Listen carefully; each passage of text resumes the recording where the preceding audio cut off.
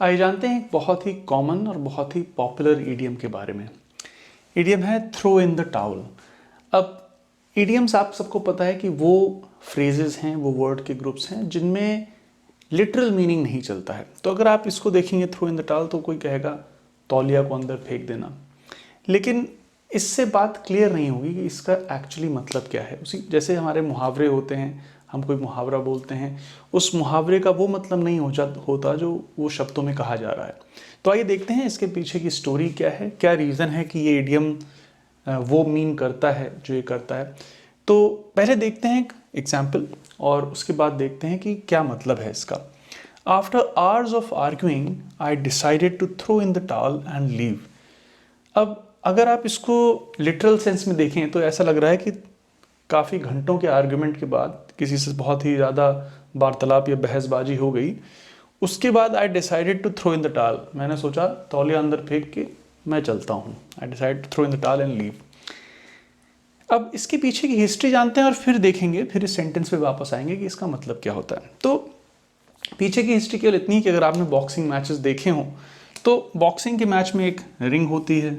मान लीजिए, ड्राइंग के लिए थोड़ा एक्सक्यूज़ करिएगा, एक रिंग है जिसमें दो बॉक्सर लड़ रहे हैं। मान लीजिए ये ब्लू कॉर्नर है, यहाँ पे ब्लू टीम के लोग बैठे हैं, यहाँ पे रेड कॉर्नर है। अब ये रेड वाला बॉक्सर है, ये ब्लू वाला बॉक्सर है, ठीक है। अब मान लीजिए बॉक्सिंग के मैच के दौरान इन रेड वाले बॉक्सर की इन ब्लू वाले बॉक्सर ने बहुत अच्छे से धुलाई कर दी, पिटाई कर दी, घूंसे की बारिश हो गई एकदम।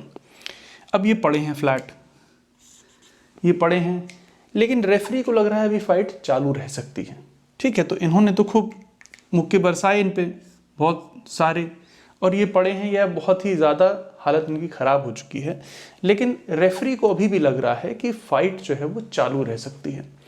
लेकिन जो रेड कॉर्नर की टीम है, यहाँ पे इनके मैनेजर हैं, कोच हैं, जो इनके टीममेट्स हैं, उनको लग रहा है भाई कि अभी बहुत हो गया, अभी इस फाइट से उबर नहीं पाएंगे, तो ये सरेंडर करना चाह रहे हैं। तो इनका सरेंडर करने का तरीका क्या होगा कि ये अंदर टाल फेंक देंगे, एक तौलिया फेंक देंगे, जो भी अपनी लेके आते हैं साफ सफाई करने के लिए, आपने देखा होगा मुंह पोंछते हैं, इन्होंने अंदर फेंक दी। ये रेफरी को ये बता रहे हैं कि भाई हमारा हो गया, हमारा बंदा नहीं बोल पा रहा है कि वो हार गया, लेकिन हम मान रहे हैं कि भाई हमारा हो गया, हम हार गए इस मैच में। तो वो रेफरी को इंडिकेट करता है कि भाई अब ये लोग क्विट करना चाह रहे हैं, सरेंडर करना चाह रहे हैं।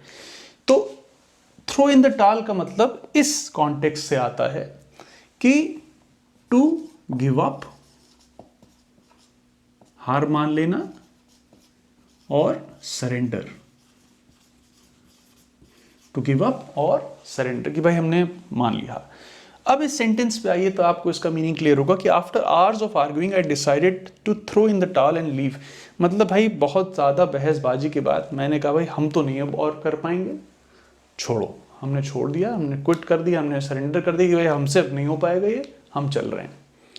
तो टू थ्रो इन द टाल का मतलब है टू गिव अप और सरेंडर, कि आप कहें भाई अब हमारा हो गया, हम चल रहे हैं, हमने गिव अप कर दिया इस पे। तो थ्रो इन द टाल बहुत ही अच्छा कॉमन फ्रेज है। इस स्टोरी के ज़रिए हो सकता है आप इसको और बेटर याद रख सकें। कहीं कोई कन्फ्यूजन, कोई डाउट हो तो मुझे कमेंट्स में बताइए। I hope it helps. Take care.